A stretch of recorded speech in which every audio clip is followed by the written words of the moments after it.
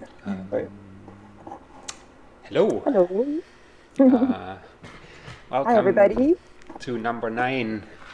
And the first one of 2021. Yes. So Happy New Year to everybody who's watching. Happy January. Happy January, almost over. True. 29th. Yeah. Well, Mhm. that means only 11 months to go. So, um, what are we doing today? We Well, today we have from the derivative team, Marcus, myself, and Jarrett Smith coming in from LA. right. Yeah.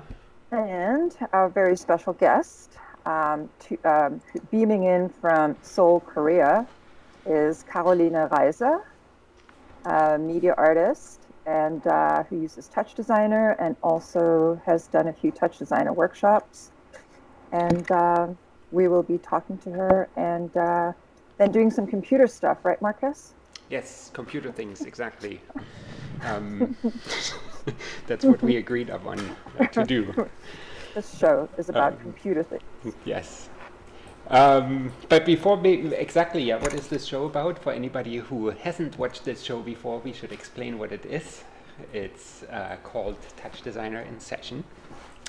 Um, and we have a guest for every show. We have a guest from the community who we're talking about their work and their life and general things, and as well their questions that they might have for certain work processes, techniques, or problems with TouchDesigner.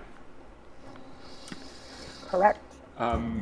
You can always you can always apply to be part of this show by going to derivative.ca/InSession. This is actually, there's a shortcut here. Yeah, there you find the current stream that's going on, as well as a link to a registration form. And on this registration form, you just tell us a little bit about you and give us the questions for the project that you want to talk about, and then we'll get back to you. And don't be shy. I mean, definitely send us your applications because we're looking forward to them. Exactly. We're here. We're waiting. Here and waiting. That's true. So, I just We've see lost on Jared. my little monitor, we lost Jared, but he's coming back, so we Coming can back. any moment now. We can switch into the screen where we actually see everybody. Hello, everyone. Hello. Hello. Hello, Jared. Welcome, Carolina.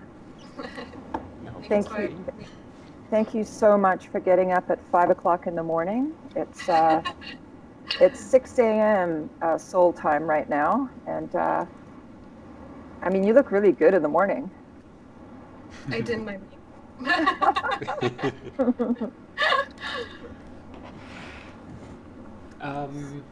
Yeah, so you are in Seoul. Maybe should we just start there? How did you end up in Seoul? Start from the beginning. Yes. So it's kind of a long story. When I was younger, during elementary school, my best friend, she was like Korean, and she moved to Korea. Her parents moved from Korea to.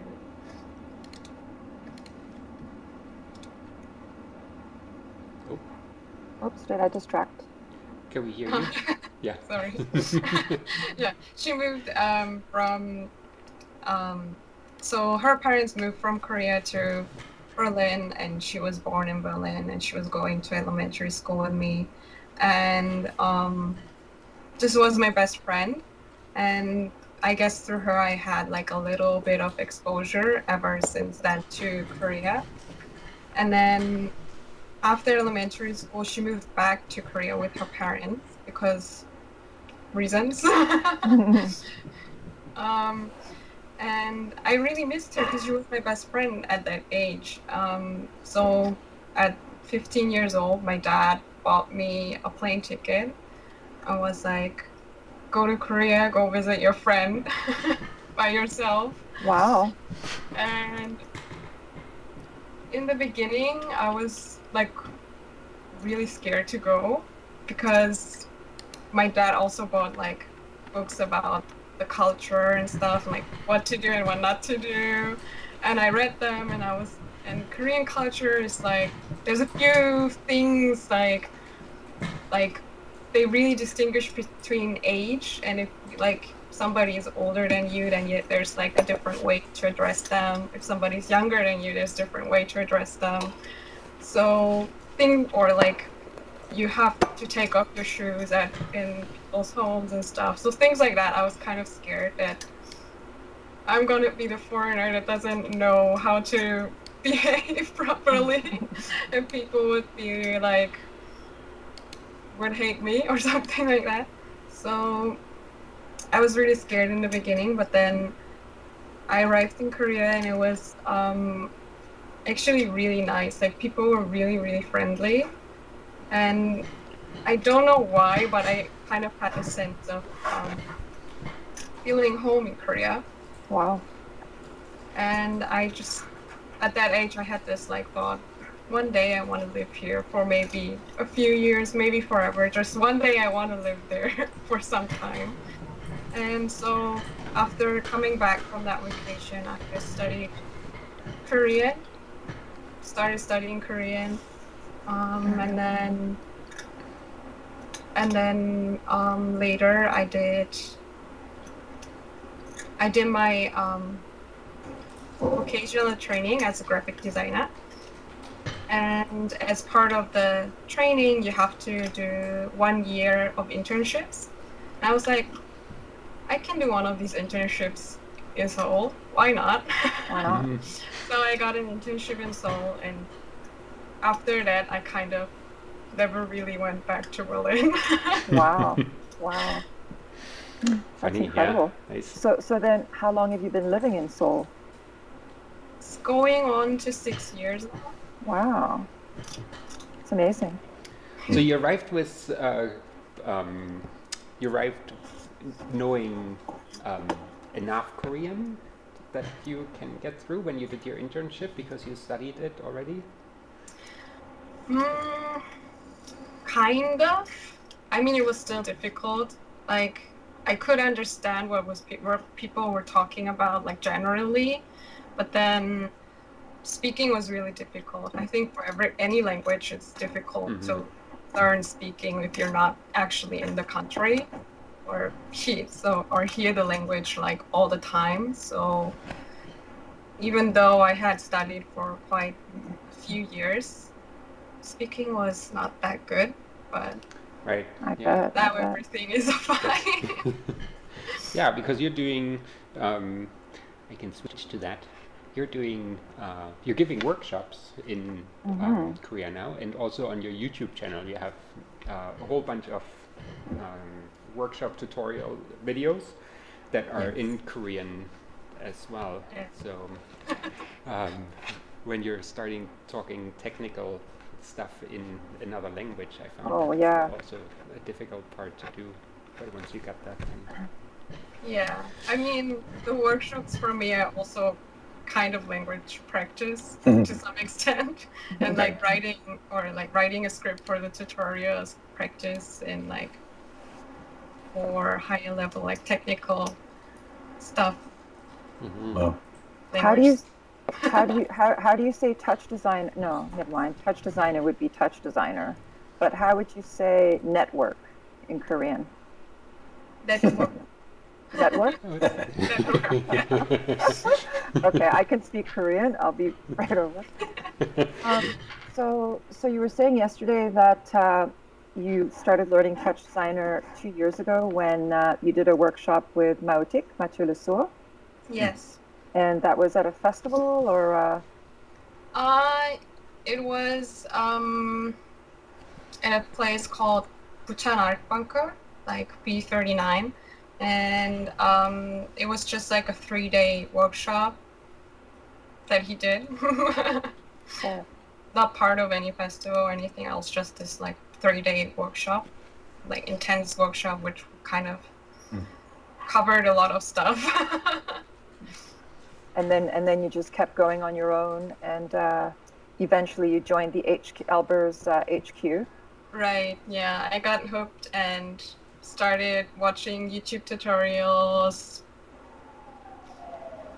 like from everybody, basically. Mm-hmm. Just watching YouTube tutorials, trying to follow, reading the books that are available. Yeah, and then later I joined the HQ. Actually, that was not too long ago, like last year, middle of last year. Nice. And this is Excellent. you must have had a background already with some like processing, or were those tools already part of your work back then, or did you go into generative stuff with TouchDesigner? I think I really started with TouchDesigner. Like, I through my like vocational education, I knew, like, I had design knowledge, and I knew how to use like Photoshop and stuff, but nothing really about programming. So we only did a little bit about like HTML, web programming, like CSS, Mm-hmm. and so actually after coming to Korea, I went back to university to get a degree in just media. And through that degree, like there's a lot of classes about like C++, C#, JavaScript, stuff like that. So also V4 and processing. Mm-hmm. But actually, I found these classes like quite difficult to follow. Like, I don't know, I had fun doing HTML and CSS, but like everything else, I couldn't really get into that much. But I always knew like I kind of wanted to do media art somehow. So yeah, then at some point, my boyfriend actually was like, "Why don't you try learning TouchDesign? I heard that it's like a lot Super of people easy. are doing it right now." A lot of people are doing it right now. It's like, maybe I should have a look at that. And then I had a look at TouchDesigner and fell in love. And here you are. Oh, that's nice. That's good. Yeah, and you did so. Yeah, and then I mean, there's we have here this one project, Knospa 1. I guess that would be one of the, because it's got a 1. I'm just assuming it's one of the first projects, but it's a live performance you're doing. It looks Yes. like. That was like around 1 year after I started learning TouchDesigner. And that was that's me and my boyfriend doing a live performance, because my boyfriend does music. So we kind of naturally ended up doing stuff together. That's great. Nice. Yeah. And from the studies, if I can just take that over, I think I remember that the Oscillotopia was another project you did with. That was then with the university, or what is this about? This is a project sponsored by, or actually like, not just sponsored, what do you say? Put on By the Korea Creative Content Agency, and it was called Davinci Project, and the task was building an interactive media wall. And actually everyone who signed up, like, you were supposed to sign up as a personal artist, like working by yourself. And then later, after we got picked, we all found out this is a group project. We picked, not just you, we picked 5 other artists. So And was it all Korean artists, or was this an international thing, or all Korean artists? Okay, so suddenly there you are working with people that you've never met before, which is kind of interesting. I mean, the outcome is really beautiful. Thank you. Yeah. So I mean, but the experience, obviously you use TouchDesigner. Were there other TouchDesigner artists on this project, or No, no? I was the only one. Um, and actually, I think without TouchDesigner would have been really difficult to work together because we didn't just use TouchDesigner. We also used like Unreal Engine and just videos that were made in like After Effects. Some processing I think was also in there. Hmm. So Wow. we were like so many people, and we were all using different tools and comfortable with different tools, and it was such a short time that, and like everyone wanted to do everything. So in the end, TouchDesign was really useful in bringing everything together, and like everyone could stay in their own like space that they're comfortable in the own program that they're comfortable in, and then we just put everything together in TouchDesign in the end. So Nice.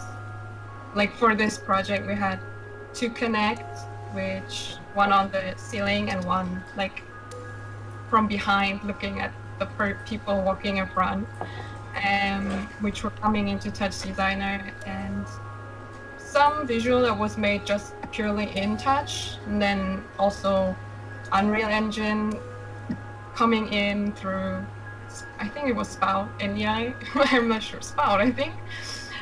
Don't remember exactly. And then also some like this transition that is on the screen right now, the water coming up was like made in just After Effects, which was then like played as a video, and everything was like sequenced and timed in TouchDesigner, and the audio too. Very Nice. nice. Kind of a real world uh, project. It's not in an ideal, like it's not ideal just one software, but as you would find out there in the Yeah. real world, basically so many different tools come Right. together to make something happen. So it's a nice experience So, there, yeah. so have you kept in touch with these artists? I mean, you seem to do quite a few collaborations. So do you see working with them again, or that was the one-time deal? Um, one of them, we're like really good friends now. We became like best friends through this project. Right? The other people I see sometimes because the community is quite small here, and you end up seeing people at the same event, but not too close. Just, hey, I know you. That kind of relationship. Yeah. Marcus, do you have Monolith there? Yep. Yeah, so this is a really interesting project. And is this the one that sort of came about during COVID-19, right? Yes. And and you were looking at sort of the whole idea of social inequity as brought about by COVID-19, like how it affected people of different. Anyway, you can tell us about it. What were your findings? Right. We were looking actually at quite a lot of data, and I guess it was like a lot of stuff that we wanted to express, like just how COVID impacts everyone differently. You know, some people are completely fine. Some countries are pretty much completely fine. Some countries are in complete chaos, and some Yeah. people are just having the worst Yeah. year that they have ever experienced, probably. And we wanted to express really much with this project, but in the end, we kind of went with something really simple. So the data that you can see on the right screen is COVID-19 cases sorted by race. And of course, since it's the US, there will be more white people than black people. I mean, there's a lot of black people or other like races living in the US, but still the majority is white.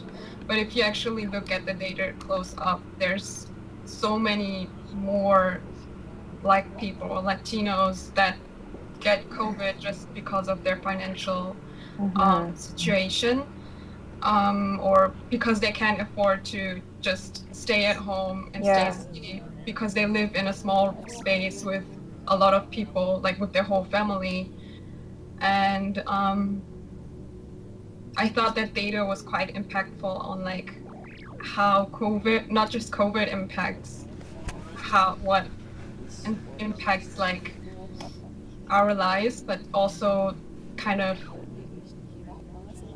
shows what was wrong with the world before COVID Yeah. already. Yeah. It So, kind of, I mean, same thing with natural disasters, right? I mean, all you need is like a good earthquake to see, you know. right. So, And then like COVID was such a global event, or is still such a global event, that I feel a lot of artists are probably using it now as you can't ignore it. yeah. So, and like the visual on the left is a monolith, because monolith, actually when you look up the word, it does mean like, I can't find it anywhere. It does mean like big stone structure, like a huge stone, but it also stands for something like society. You can use it as a word for that. So,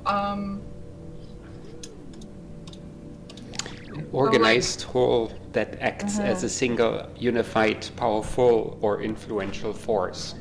right. That was what we saw. So, so we felt like that's kind of a good visual way to show that if that like the world and people and their connection is like this huge force, and if something inside this force like suddenly shifts the wrong way, even if it's just a small part, then this whole thing can collapse. So in the video, the monolith is like first standing up straight and then slowly falling, tilting and falling in the end. Good project. This has though. It's funny, yeah. It you did not make this. This predates the monolith appearance worldwide. I know. It's funny. It's funny now when you Google monolith, the first thing you see for this long is that monolith. Oh, we're so fickle. I mean, mittens. And yeah, nice. Yeah. So what are you working on currently? Currently, I'm working in collaboration with a local artist called 서동주, and also we have Jin, who does 3D stuff, and Sue, who does music.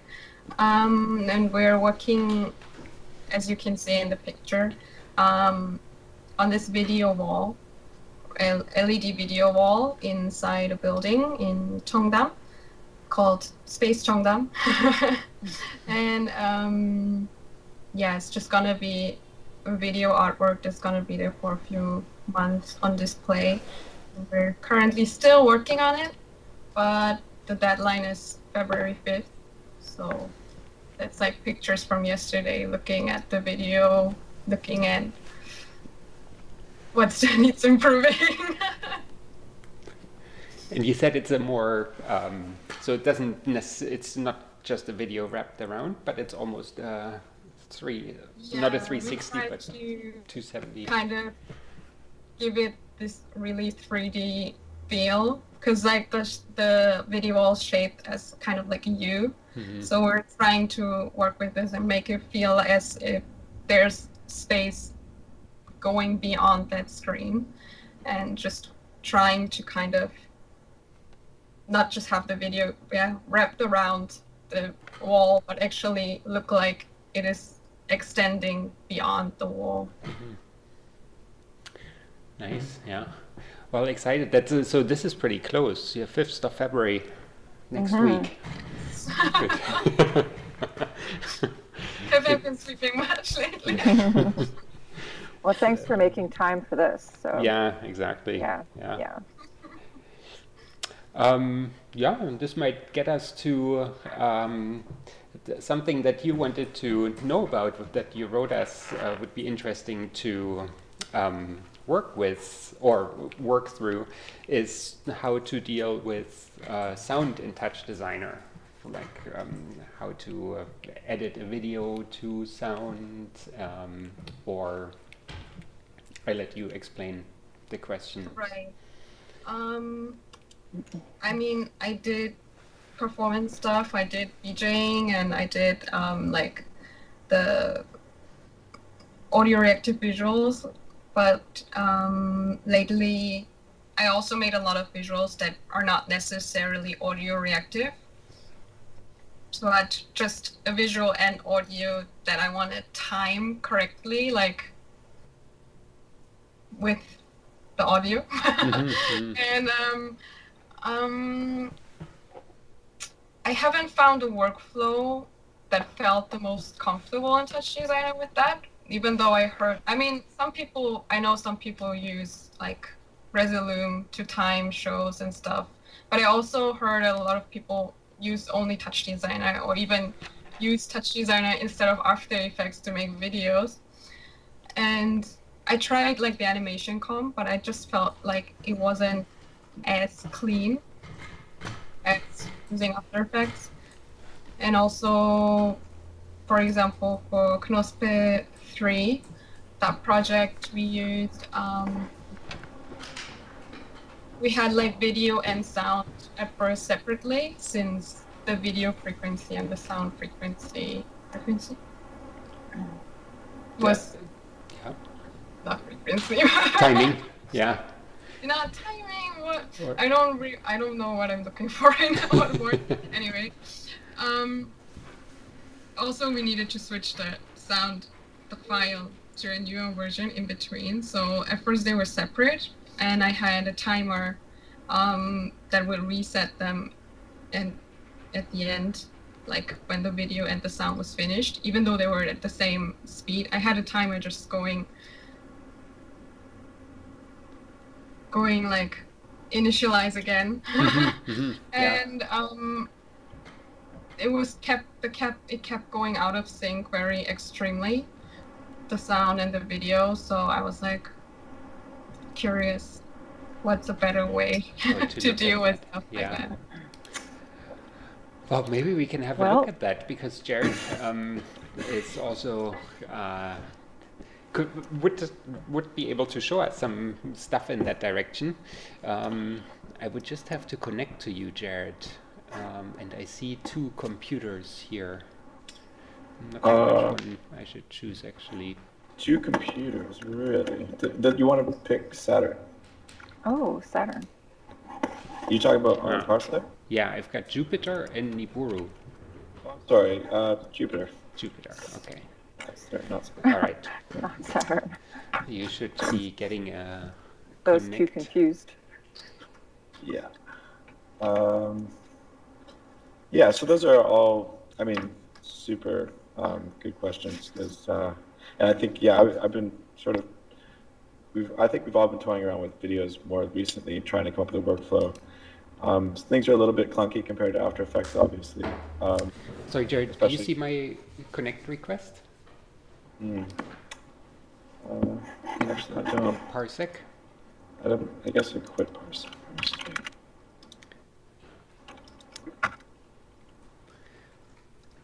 Let's see. Accept. Yep, there we go. All right.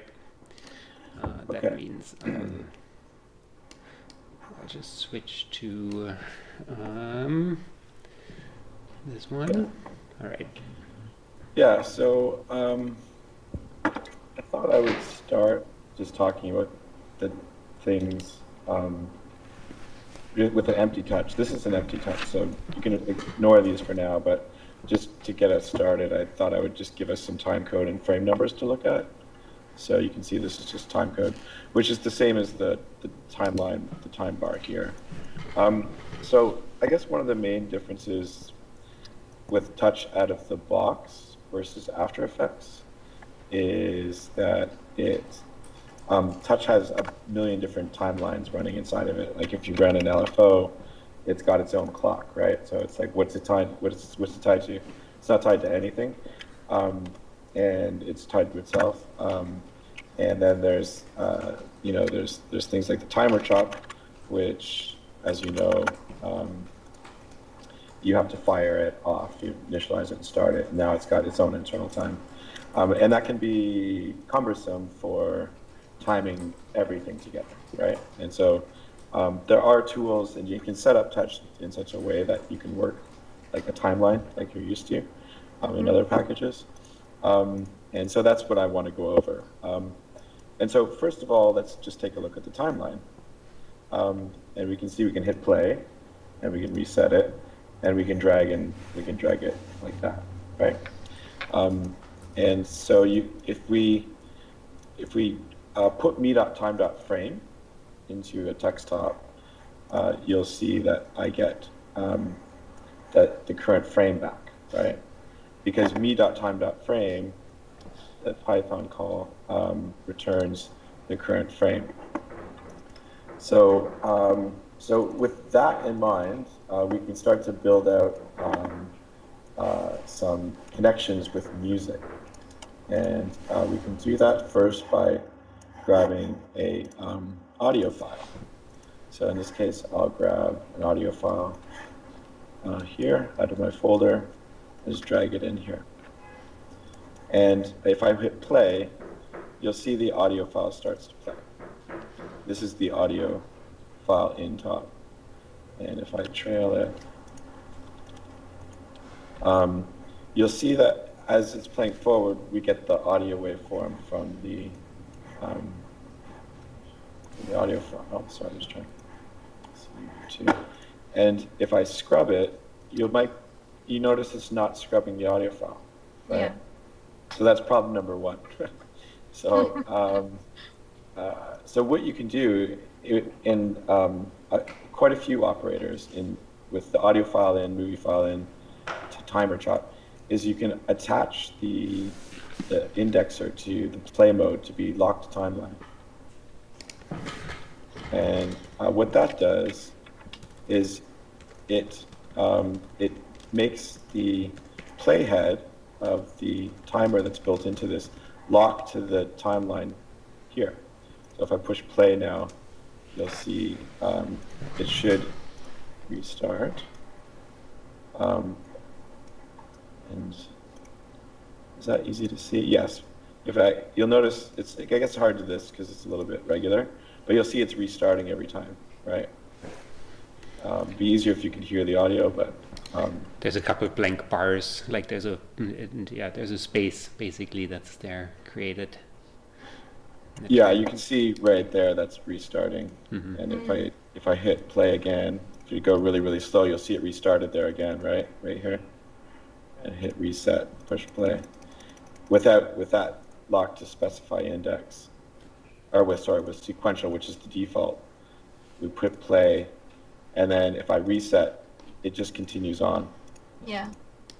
And so that's the same as a movie file as well. So this is totally the exact same issue. So if I grab the famous count and push play and pause.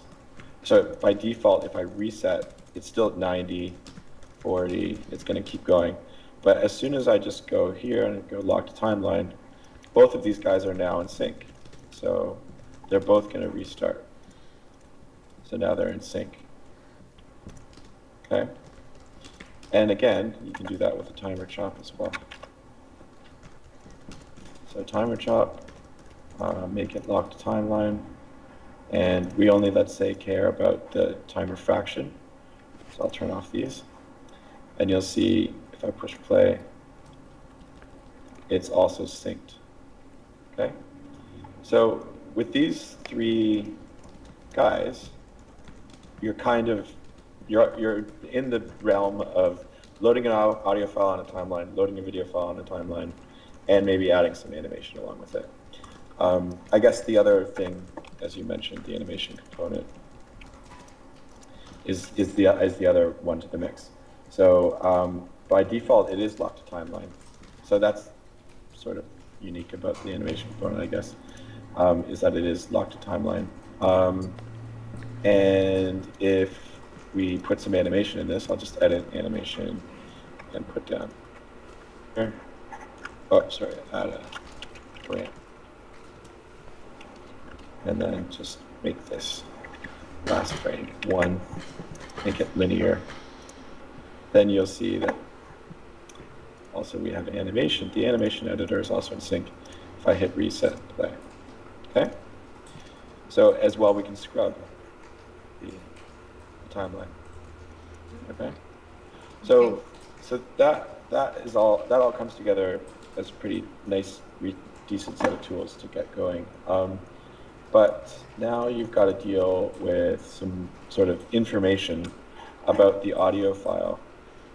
So first of all, like you said, you came up with an even more difficult scenario, which we're not going to get into right away. Maybe we'll go back to it when we get through, if we have time, is what happens when you have 2 audio files. We're not doing that. We're just going to talk about getting everything perfectly synced to 1 audio file with 1 BPM, so that you can make a music video for YouTube or whatever, right? So the first thing is you would need to output your audio file from your audio package. And so I have an example of that here, which is song 2 MP3.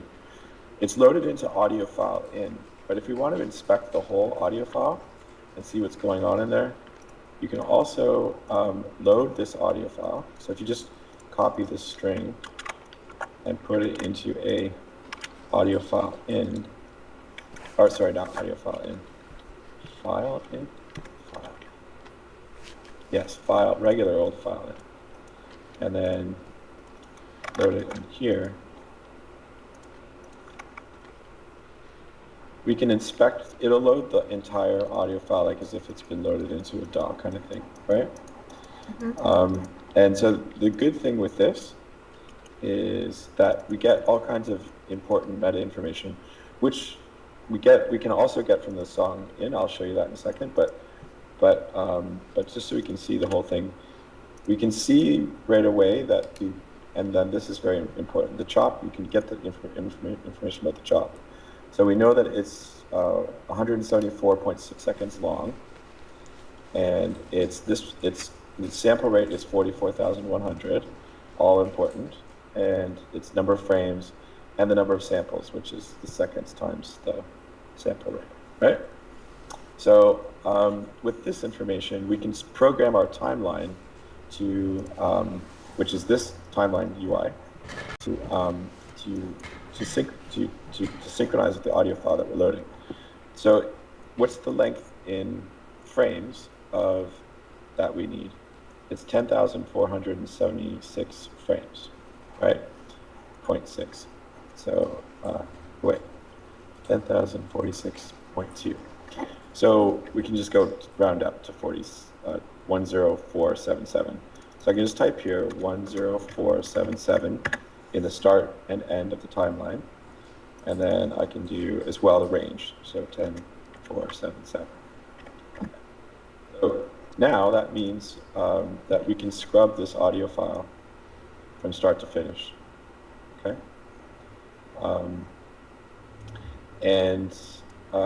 Now, if we can do that, then we can also, let's take a look at another thing though. So what I want to do now is I want to tie this to the timeline, just like you can do in an audio editor, and start creating beats and measures for the song file. And so we here. But what we need to do is we need to look at the audio file and zoom in at the beginning and figure out when the file actually starts, right? Because generally when you record from a DAW, you might have some leading space and you might not know what that is. And so there's some audio editing tools sample editing tools in Touch that allow you to kind of trim out things. So we can see that there's a little bit of a leading edge here before it actually starts. And so we can visually shift that to 0 or to frame 1, essentially. We can do that with a shift top shot. And then we zoom in.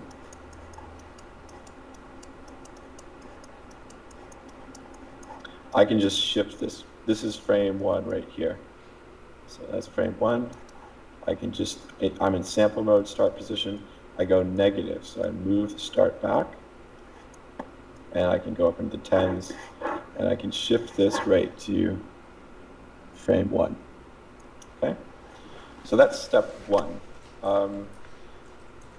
Next problem is that now we've got some leading samples, which is going to create the start and end of this clip. It's going to start before frame 1. See how the start point is negative 0.43 frames? So we want to clear that out, so we can do that with a trim. And that's quite easy. You can just say absolute start, and now that's trimming out right at 0. But then we also have to now give it an end, a new end. That's quite easy. You can do it with Python. You go into the end parameter and type me.time.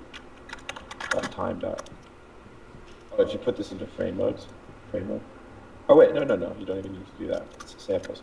Me.time.end, and then it gives you back the samples, right? Is that samples? No, that's seconds. Yeah, so you would want to set this to be seconds. Oh. Oop. Yeah. Oh no, it is samples. I'm sorry, it is samples. Amazing that it recovered. Jared, Greg is saying trim versus shift. Why not the trim right away? Why first shift it? Because I want the this first sample of the audio file to start at 1, at frame 1. Because otherwise it'll be shifted in time on the timeline here. So that's why. Probably doing something not quite right, but so this is end. That is actually seconds. So I'm gonna hit X, say seconds. Yeah, this is me.time.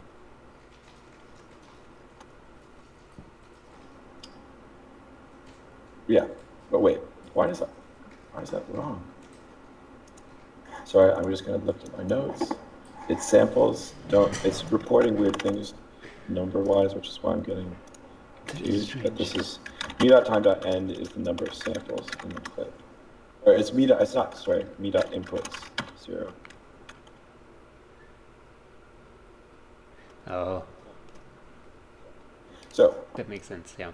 Yeah, it's the inputs length, right? So now you're trimming from 0 to the inputs length, which is now shifted back. And now we'll have the tailing end move to the back side, which is fine. Greg is suggesting that it's easier with trim first. Well, sure, let's try it. So he's probably right. If we remove trim, there's a million ways to skin a cat. And then what we would need to do is we could do relative to start, and then everything would be at 0. And now what we want to do is trim this here, but we're going to have to go forward in time. And you'll see now we're trimming out the tailing beginning. Okay, and so now my question back to Greg, which we're going to have to wait because we got a delay, is how do you shift this back to 0? Maybe you just do a shift to 0. Can you do that? And then shift. Absolute. No shift. You could do absolute? Shift absolute 0. Is that then 0? Let's see if that. Yeah, he says it yes. Did. Yeah, okay, cool. So yeah, that's actually better. So trim then shift. Let's downgrade this. But you get the idea. You're really just massaging your file to clean it up.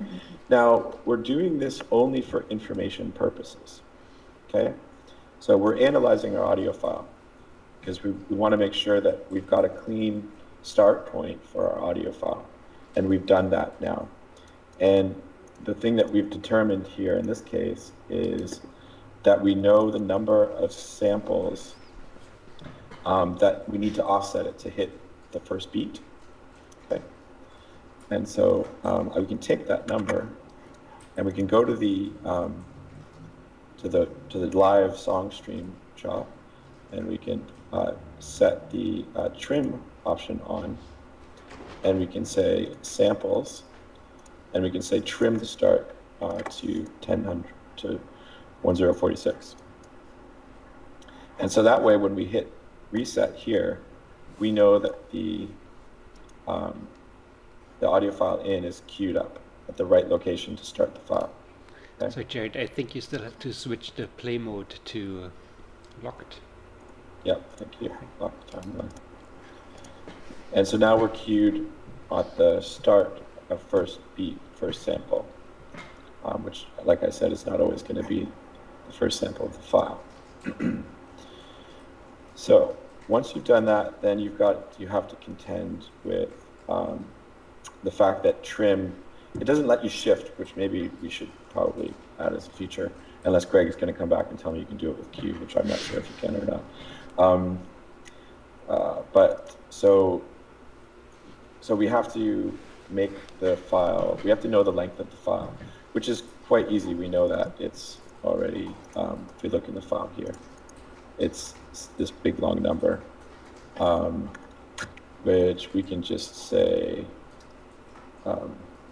well, I guess I could type an expression. What did I do over here?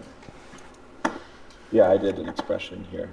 So, so we know that if we put this, if we make this part of your workflow, meaning the first step for you, or for anyone who wants to do this, is to load the audio file and do this trick, trim it and shift it.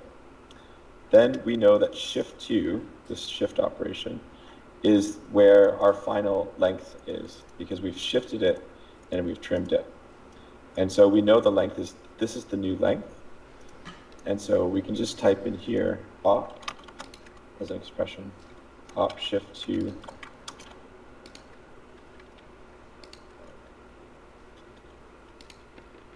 and then this would be samples.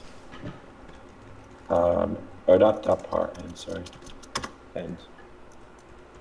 And this is correct, yeah, this is in samples. So the shift chops and attribute member. Okay. So now we have an audio file starting at our audio file starting with beat 1 when we hit play. Boom. Now we're perfectly starting at 0. So the next thing we can do is we can start creating timing ramps. So you're used to using timing ramps, obviously. Ableton Live has timing ramps, and our whole Ableton system works off timing ramps. So, and for those who are wondering what that is, the timer chop is maybe the best example. Everything is kind of ramped 0 to 1, these ramps that you can look up any data with. If I just turn on timer fraction and hit start the clock here, this is the best sort of clock. This is how clocks in touch work. They go from 0 to 1, and then you look up data based on from that 0 to 1 lookup. It's the easiest way to work. And so the timer went, in that case, went from 0 to 0 to 1. You can have them cycle, so initialize and start, and on and on. So that's essentially what we need. So if we wanted a ramp to go from 0 to 1 over the span of the song, right? That would be the first really easy thing to use. Now you can make your ramp go from 0 to 1, or your color go from one color to the next over the span of the song. Then we can use the timer chop, right? So let's take a look at that. So again, we know we have to set it to lock to timeline. And then we know we have to have this be the same length as shift 2, right? So we can do that by getting, again, doing the same thing. So if you set this to samples and grab this expression, which we're going to use all over the place, now we should have a ramp that, in this case, starts from beginning and end. So if I go back to here, hit reset. Reset, by the way, when you hit the reset button, this reset button, it kicks all the timers and tells them to reset. Okay, and then hit play. Then we've got a really slow ramp to the end. But the nice thing is we can scrub now. So I can prove that to you by speeding up time by going like this. And we should end up at 1, and we didn't because of why? Seconds. Is that samples in audio rate versus samples Yeah, in... it's quite possible. So I'm going to use the seconds number here, and then I'll show you how to. Let's try it again. Yeah, that's 0 to 1. Yeah, so you have to be careful with samples. That did make sense. So once you're out of the audio domain world and you're thinking about control data like this, I would start working in seconds. So if we're going to make the reference here in seconds, the correct way is, what is the correct way? And start, num samples, and set the index. There's no easy way to get seconds back, I guess. You can do it divided by the sample rate, which I guess we can do. So it would be, I'm trying to keep this light, but I guess that's not going so well. It would be this divided by the sample rate, me.time.rate. And that would be, is that correct? No. Well, I know the length is 174 by 58. So I can middle click here on the file in.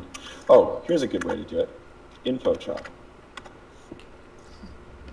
The info chop, if we take song, we can get the length, the true number, the length in frames right here, file length in frames. So info chop, true file length, or length in frames. And then we could export this onto our length parameter here, would be in frames. And now we should have a 0 to 1, yeah.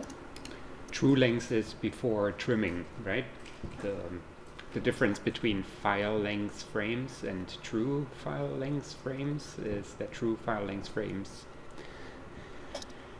is, which should be the same in this case because we don't have it, or am I wrong about that? Or did you add a? Oh, that's in samples. True file length, true length. Anyway. Yeah. Okay. Okay. Yes. Yeah. Sorry, I don't know the difference between true and not. What is the difference? I think it's trimmed and untrimmed. Trimmed. So what if that's only if you're reading? What do you mean trimmed? Oh, I see. When you set the parameters here. Yeah. So, oh, okay. So is there a true length? I think so. Yeah. There's a true length frames. Yeah. 2 down from what's currently selected. Oh, okay. So that's what we want, the true or the not true? You want the not true because you're trimming it. Got it. Thank you. So you had the right thing. Yeah. Mm-hmm.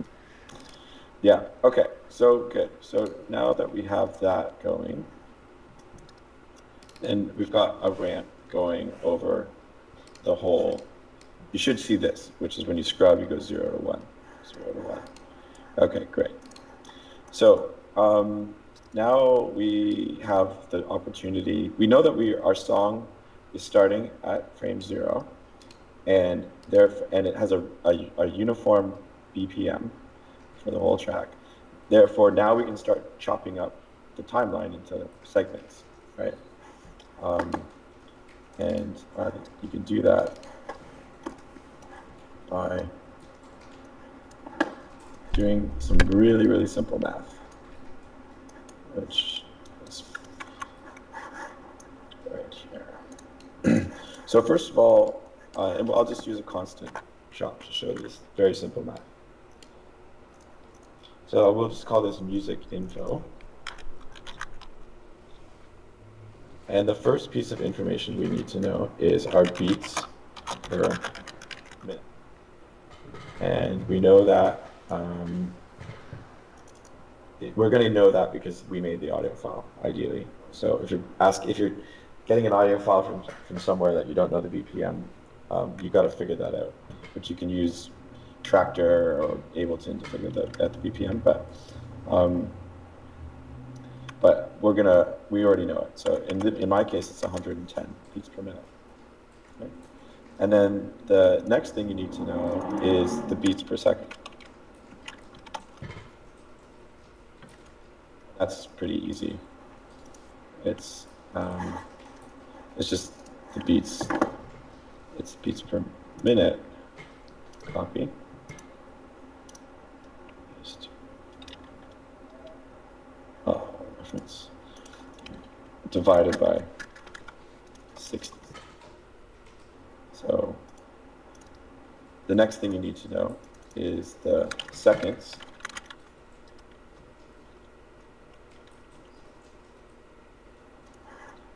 And again, that's pretty easy. It's 60. Again, beats per minute. 60 seconds divided by beats per minute is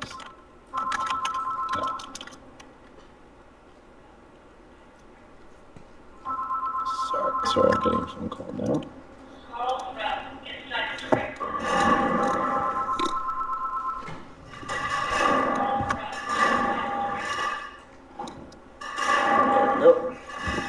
Okay, so now that we have this information, then we can start creating ramps for each beat and each bar, right? So we can do that with a timer chop.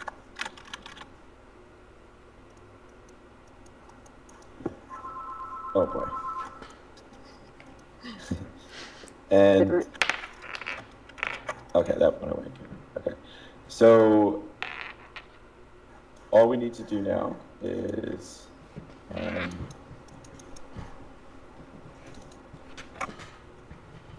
create a length that's equal to beats per seconds per beat. So if we do reference to music info,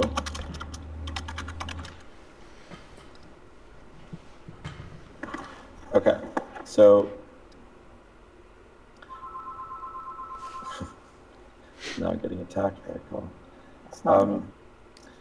So this timer is now its length is going to go from 0 to 1 over the length of 1 beat per length, right? So it's going to go from 0 to 1 like that, yeah? So if I turn off segments here and hit go, this should be tied to timeline.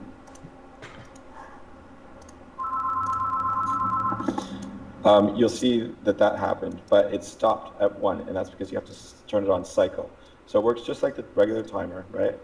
But then you turn off cycle limit, and then reset, and then now you've got a ramp that would work like you're on a timeline. So if we put these two together, if we merge these two together, and trail them, and maybe graph this in a single graph.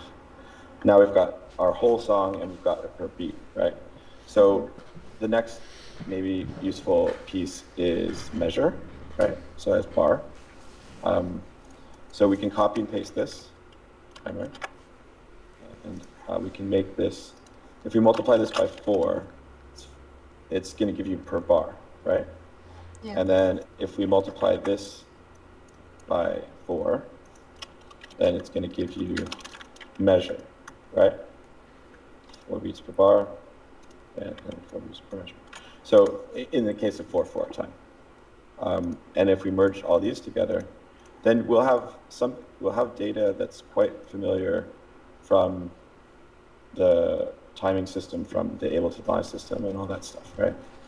And it's scrubbable, right? So that's how you can sort of create lookups for stuff. So once you have that all together, then this is sort of your main timing system. So what's kind of interesting is that now you can also, because if we fill out the timeline with the beats per minute, so if you type 110 here, and you go into beats mode, now this timer here, here, let me trail this so it's easier to see.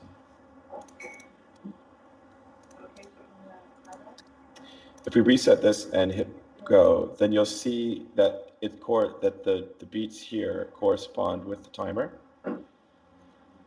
So now we can queue up to anywhere in the song using beats information instead of time code, and you can flip back and forth, right? Yeah. So it gets a little bit easier to kind of, like, for example, you can have it loaded in Ableton, and you could say, oh, I want to have a cue go here. You can look at there's some corresponding. It's easier to work in music notation or music timing, obviously, when you're working with music, right? So you can flip back and forth there. Yeah.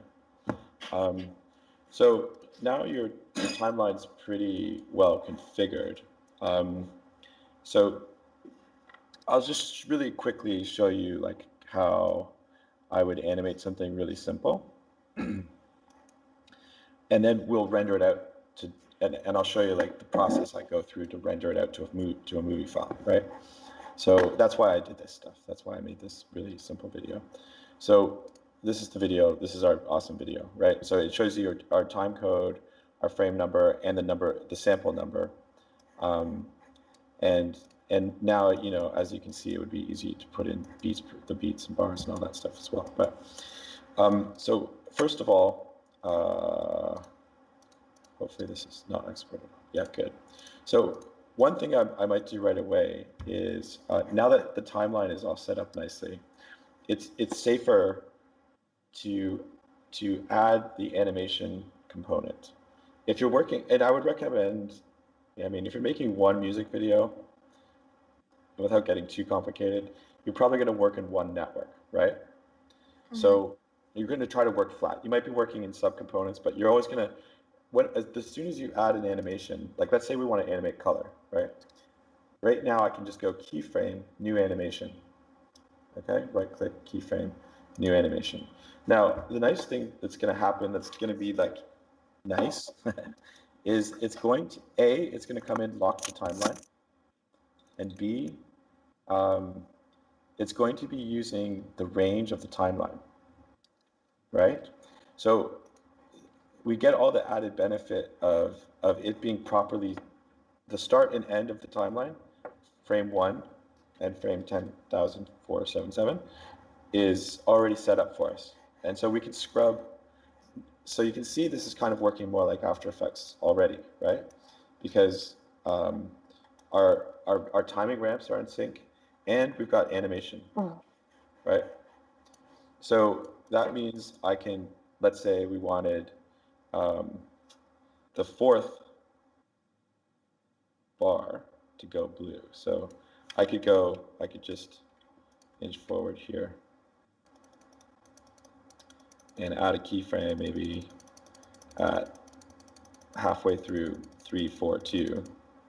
Oh, right there, boom, add a keyframe here. And I'm going to switch everything to linear.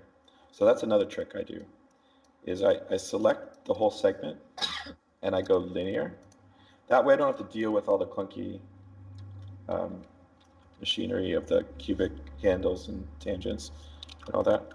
And then I can just really easily plop down a keyframe here.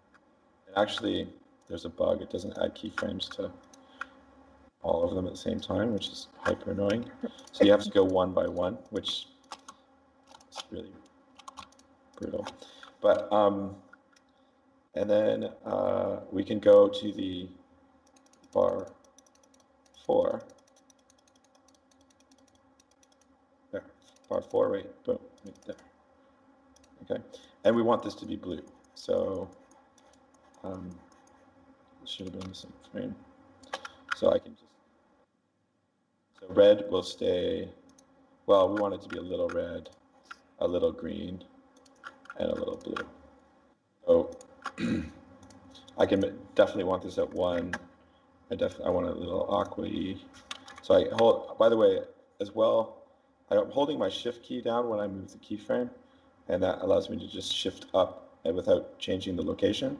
So I'm often holding my shift button down in this mode, and then maybe just a little bit of that, right? So now, you know, we weren't watching anything, we were just kind of thinking through keyframes, but we should get blue. We did get blue out of that. If I go back to 0, then on time, we're going to see it'd be cooler if we had music, obviously, but nevertheless, it's going to be synchronized, right? And so you can start moving through your whole system, animating like this, right? Yeah, it works. It works pretty good, you know, if you're working like this.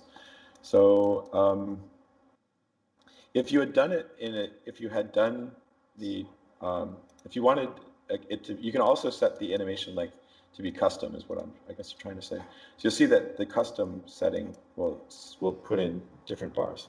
And so, for example, if you were only doing the first part of the song or whatever, you could change the animation length here. So if you did, you can start to piece together a multi-track system or multi-song system using these tools as well. But at any rate, timeline is best in this case. Okay, so that's animation. It might be worthwhile mentioning to add in the animation component that you can also output the full range if you don't want it to be driven.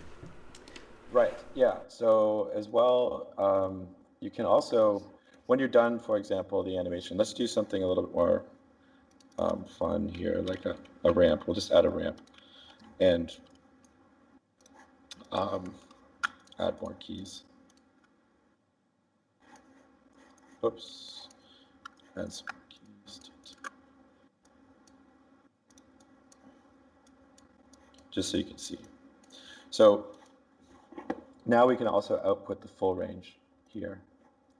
And we can view that all as one animation. And so if you wanted to, for example, build your own timer for this, you could even use a lookup chop. And so the lookup chop is maybe the final thing I want to show you in an animation sense, because it's the key for you to make your own look, like your own procedural animation using these ramps here, right? So all these ramps are going from 0 to 1. So if I want the timer of the timeline, I can just say, I want that to be the lookup, and I want my animation to be the output. And this should actually be in sync with lock to timeline. And so we should see that these be the same value. And let's see if that's true. And they are, right? So that's all that animation comp it does in, well, and that's all that everything is doing. It's just essentially looking up the animation over time, right? Yeah, so all of these ramps now are available to you to, for example, do an LFO that's synchronized with the system. So I would argue, one day, maybe, our LFO should also be tied, like, with it. We should have a lookup, like the timer, like the timeline, right? There's no setting for it, like the timer chop has, or the audio file has for this parameter here called output locked timeline. So in lieu of not having that, we can make our own LFO using the lookup chop. So we can do that using for example, a pattern chop. And then we can use the whatever lookup we want. So if we want an LFO per beat, we could go lookup using the beat channel. And now this LFO is tied to the timeline. Okay.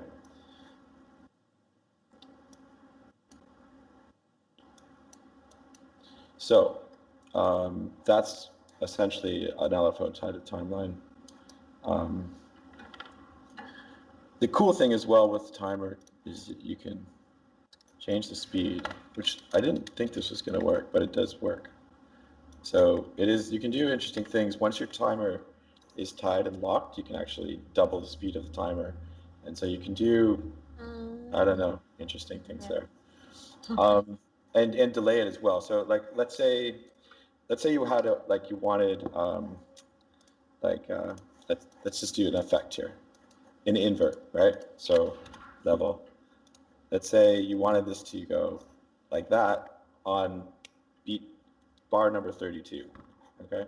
So you can grab the timer chop for bar, this guy, right?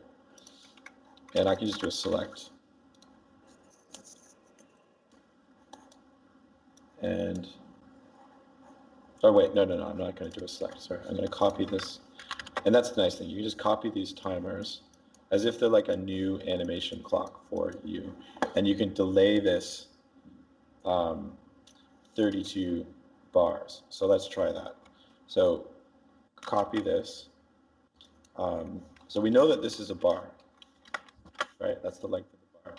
So if we multiply that by 32 times, then that's going to be bar 8, I guess, right? So if we go, we should see it.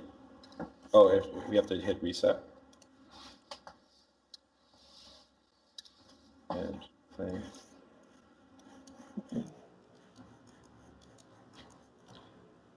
So if we're lucky, if I'm right, it should go off at 8 bars, right? Or 8, I measure 8. Wait, so 8, 32, sorry. 2 times 4 bars. No, it's 32 measures. It'll go off at 32. Right there, yeah. So once 32 goes there. It's going to be 1 late. Yeah, okay. So there's, yeah, maybe it's 31 times that. So there's a language there. I don't have it fully worked out, but at any rate, you can start, if you start thinking like this and start scaling your seconds, then you can start working like that. So, okay, so obviously then, yeah, you could export that to invert, but whatever. Okay, so finally, once you have your movie done, then you can take the output of the audio stream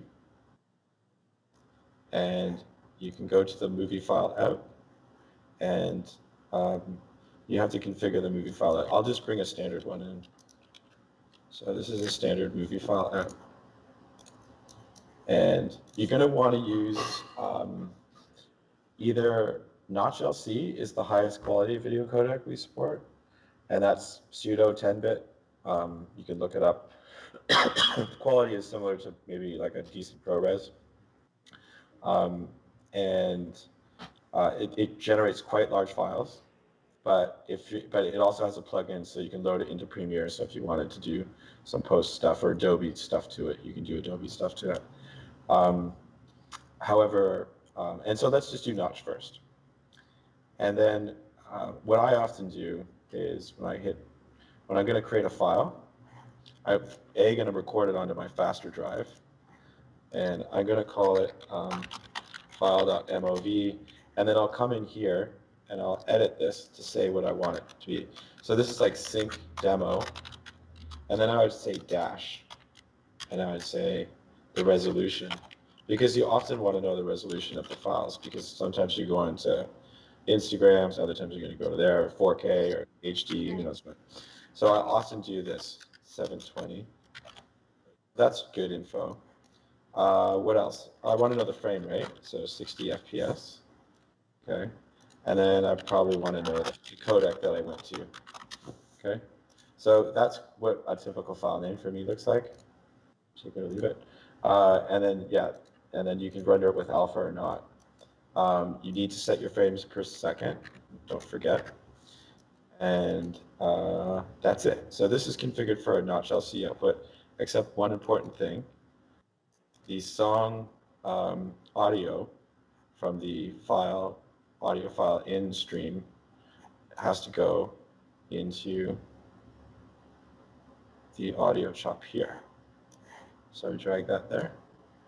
And we want our audio codec to be probably one of these three, because we're rendering a clean file. We don't want to encode with MP3. So I usually do 24 uncompressed, and then that's ready to go. So now you're able to work. It's going to start to feel, if you're working like this, it's going to feel like very nice. Like I've worked like this. It's actually quite fun because you can scrub and you can work on a little part. You can also like say, oh, I'm working over here on this little segment, right? And you can shift that segment around, and now it gets very, very fluid, right? So, but then when you're ready to render, you go back to full range, like this, and then hit reset here. Then you go up to real time, and you turn this off. And that way, if you're dropping frames because it's a heavy file, it's not going to matter in this case. And then you're going to hit record, and you're going to hit play. Well, no, and then you're also going to click once here, right? Because otherwise it's going to loop. So that's, now we're fully set up to record. And then I hit play. By the way, I always, when I'm working in this mode, I don't loop the timeline. I click it once and then just leave it. No big deal. It's a 3-minute video. Like how many times are you going to hit the end and want to wish it so restarted, right? So you're always like kind of like going forward. Okay, does that look right? Okay, hit reset, push play, right? Yeah. So now this is so that way you don't have that to worry about when you're doing this part, because it sucks rendering a 4-minute video and realizing that it looped on you, right? And you're like, ah. So, and these files get huge, right? So, so hit reset, and now I'm recording right now. I already screwed up. So if you screwed up, it's okay. You can just turn off record and hit again, and it's going to record over that file. And now we're ready to record. So I'll just let this render out so we can, well, probably not, but. So at any rate, so now it's recording. You probably want to have some notion of version as well. So when I turn off record, you probably want to have -v1 or 0001 or whatever, right? And then you just manually increment it. There's fancier stuff with this end suffix and all this stuff which you can get involved with, but I don't recommend it because it's just more stuff to worry about, and just manage it yourself. So we should end up with, and if I record this again, or wait, I have to hit reset and record and play and record off. So now we should, on my drive, on my audio drive here, we should have, we have 2 files here, right? So if I drag this in here and do an audio movie, we have audio, and this should look correct. We should see it start from 0, which it looks like that's correct. So that's the workflow. So the other important settings I say for working with really high quality output video is H.264, and so here I'll just copy this. I'll call this movie file or movie notch, because I'll give you this file in everyone, I guess. So this is H.264. I'll just do, yeah, they're both almost the same, but H.264. Again, I would go here, and I would, what am I going to do? I'm going to change this to H.264. And then like typical good settings. So you don't need to, now you don't need to worry about the audio. Always set it to uncompressed 24-bit. If you load it into Media Encoder and push it out to like all kinds of different file formats, it'll get recompressed, right? So this is uncompressed, it's ideal. And then really good settings for this is profile. I don't know about profile. It's variable high HQVBR.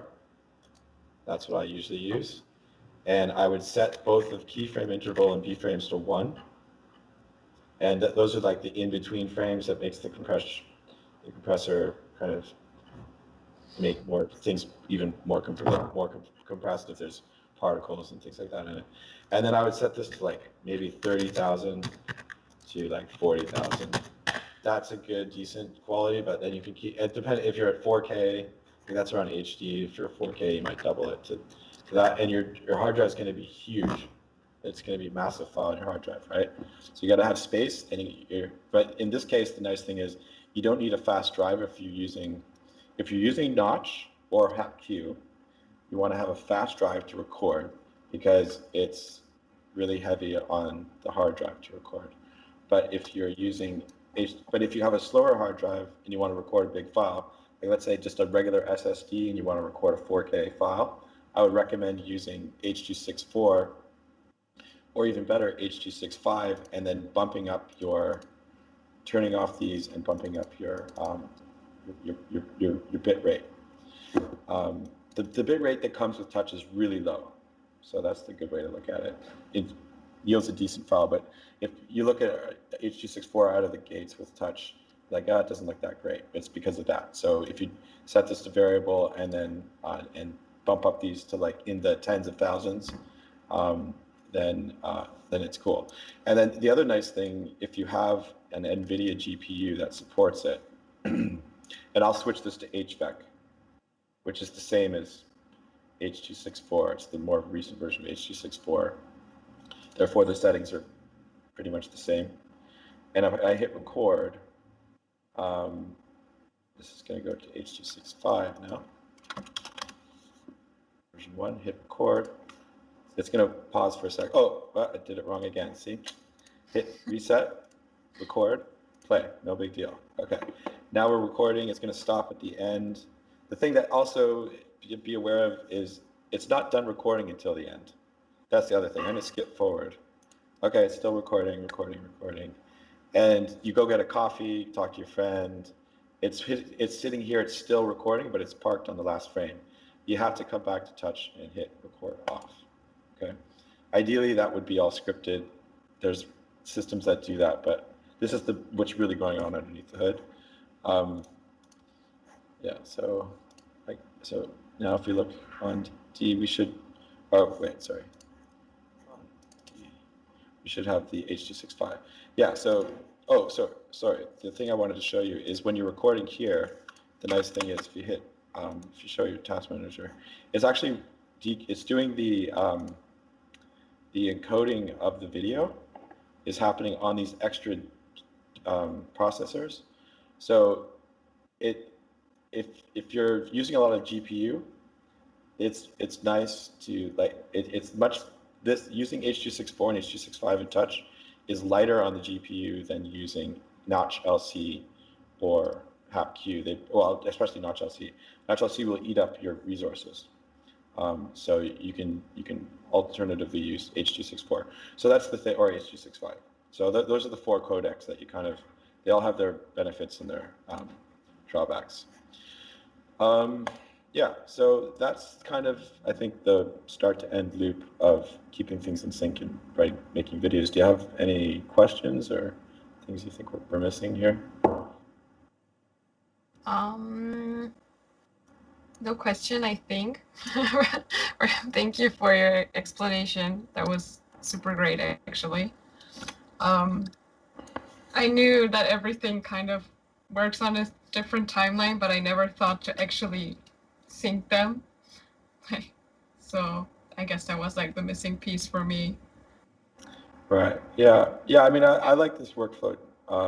It's kind of sort of not really hasn't been the focus of a workflow, but it's there. But yeah, we're going to try to make this streamline this process so it's a little bit more at your fingertips. But yeah, I think you'll find if you follow these simple rules that you'll be able to kind of work in the zone and make a proper video. So. Yeah.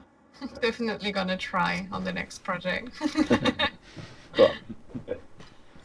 Cool. So Marcus, I think you maybe have some practical examples to show us now, yeah? Yeah, it would be just shortly because it kind of follows the same ideas. Let me just pull that over here. Let's see. Can you see that? Go into screen share.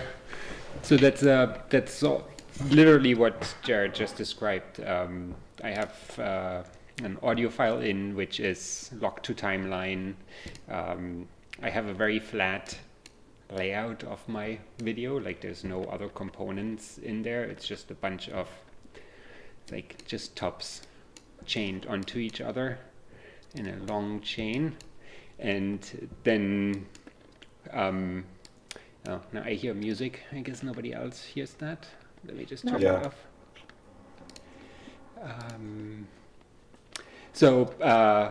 Yeah, and then I do exactly the things that Jared described.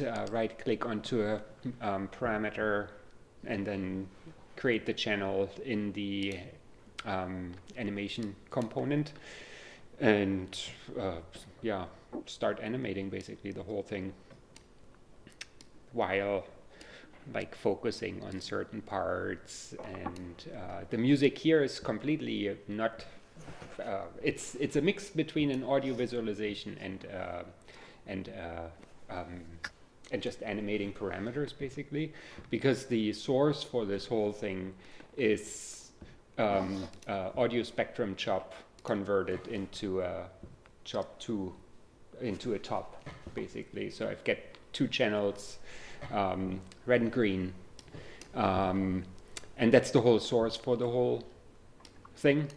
So I get that as a real audio signal in, and then I just have to animate the effects around it basically. I don't have to worry about ramps in this case or anything else. Yeah, that's so it follows exactly that workflow. I usually do use the export movie dialog, but it has way less settings than the movie file out top, though it basically is a skinned version of the movie file out top. It's just missing a lot of the extra settings. What I have not found a solution to is the problem of now you have your really nice video and then you put it onto YouTube and then it starts looking like shit because of all the compression. Oh, well, there's a really interesting article that was written that just came out on our forum, actually. Oh. Or not on our forum, on our Community? community page, and it's about that very topic, which is a fellow was talking about how you can trick YouTube into compressing your video with high quality. It's nice. some things you can jump through. What's that? YouTube video There compression. it is, yeah. Yeah, YouTube video compression. So that's worth reading. He talks about like if you send your video file and it's a certain resolution and a certain type of codec, it'll kick it into use the latest VP9 versus whatever. I don't know what else. So there's tricks out there for that as well. But yeah, I mean, when it finally gets to the internet, I'm generally always depressed. So, Yeah. it's the hard part. I'm generally always compressed. No, did I say depressed? No. Yeah. Anyway, this is good. Do you have the when doing live performances, Jared? Do you find that you would use pre-keyframed elements in live performances, or is everything tied to your fingers?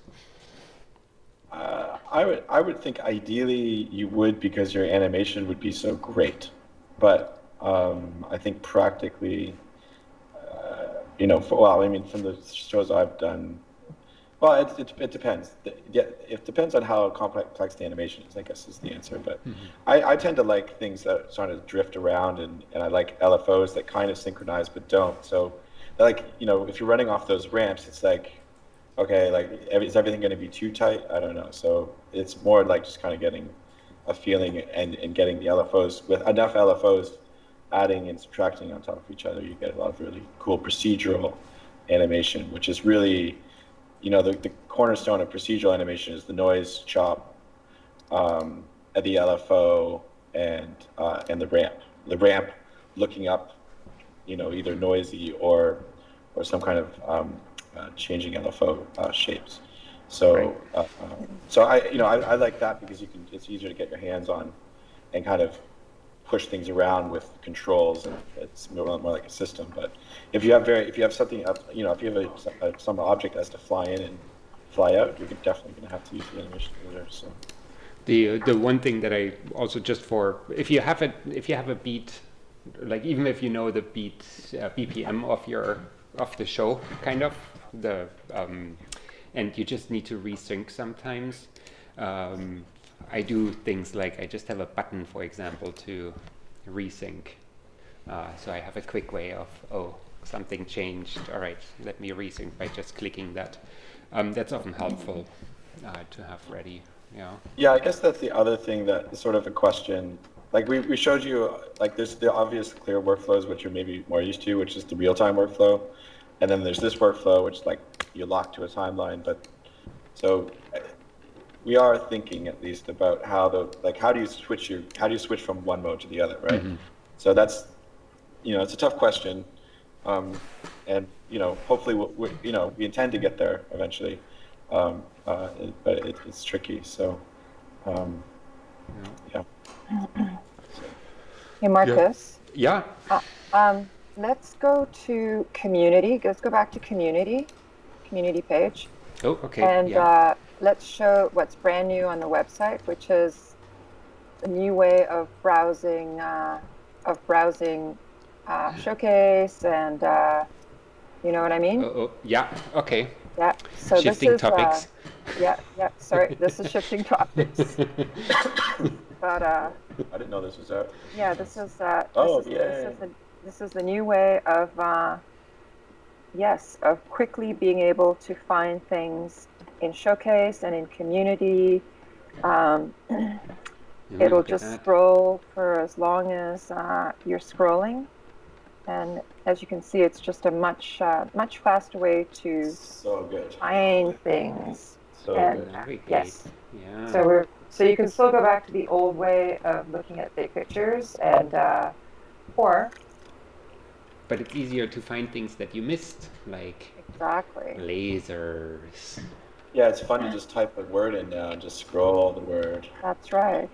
And and also, as Michelle pointed out in the chat, there's a new experimental build put out today for everybody to try out. So. Oh.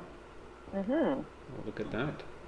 Lots of news. What's new in the experimental? Well, you can find out when you look at user guide, release notes, and then there should be release notes experimental, and yeah, you get the latest release notes here. So, yeah, lots of new things. Exciting. Nice. Friday. Good. Cool. Saturday in Korea. Yeah, it's did it get light in the meantime, or are you? Oh yeah.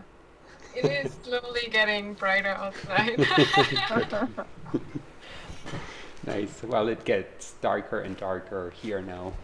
Yeah, I think we Yeah, have like it's dark now. a similar color right now. Yeah. Yeah, that's interesting. We're all getting a little light right now. How's that even possible? It's amazing. That's the virtual lighting inside my thing. Oh, it's really dark here. Oh, it is. Okay. Yeah. Well. So, thank you. Carolina, do you have any more questions or? I can't think of anything right now. The explanation was super helpful. And you know where to find us. Yes. And everybody knows where to find you. You're on the website. Your website URL is carolinereize.com, as it says down here, as well as found your Facebook and your Instagram, and your YouTube. I posted under the video in the details because the channel name has so many numbers. Hence, it's hard to read out and remember. Anyway. Yeah, thanks so much. Really nice to see you again.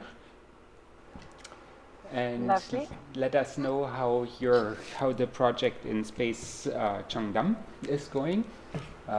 Perhaps maybe post it even if you can on the community page or something, because we have the gallery section there. Yeah. And if you post on Instagram, obviously tag us so that we can easily find you. Yep. Okay. And thanks to everybody who tuned in and watched InSession today. Happy Friday, happy Saturday, happy 2021. Cool. Happy life. And, Yeah, thanks so much. Marcus, should we announce who we're having next InSession, or should we surprise everybody? We can hint to that if everything works out, we'll be going to Australia next time. So let's see how we can do this with time-wise, because I think Australia is slightly off the timeline of Korea, right? Time zone? Like it's Probably. Yeah. I think it's This an is hour, gonna be. an hour or two. Yeah. This Okay. might get uncomfortable for everybody, but that's okay. Yeah. Well, stay in the call, Carolina. I just gonna cut off the rest of the viewership.